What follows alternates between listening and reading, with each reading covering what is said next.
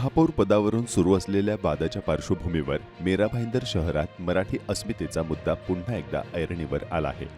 शहराच्या विविध भागांत मराठी एकीकरण समितीकडून लावण्यात आलेल्या बॅनरमुळे राजकीय वातावरण चांगलेच तापले आहे. या बॅनरवर राज्य मराठी, शहर मराठी, महापौर मराठीच, मराठी राज्यात मराठी महापौर का नको, तसेच मीरा भाईंदरमध्ये घराणेशाही नाही तर मराठेशाही चालणार असे ठळक संदेश देण्यात आले आहेत. बॅनरमध्ये 3 फेब्रुवारी रोजी नेताजी सुभाषचंद्र बोस मैदान ते महानगरपालिका मुख्यालयापर्यंत मराठी मोर्चा काढण्याचे आवाहन करण्यात आले आहे.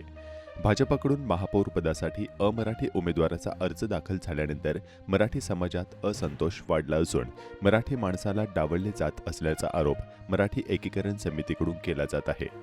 महानगरपालिका मराठी राज्यात असताना नेतृत्व मराठीचेच असावे अशी ठाम भूमिका समितीने घेतली आहे.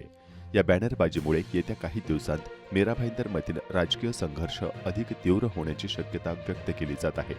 भाजपने महापौरपदी नरेंद्र मेहता यांच्या वहिनी डिंपल मेहता यांचा अर्ज दाखल केला असून त्याच महापौर होणार आहेत, तर उपमहापौरपदासाठी ध्रुवकिशोर पाटील यांचा अर्ज दाखल करण्यात आला आहे.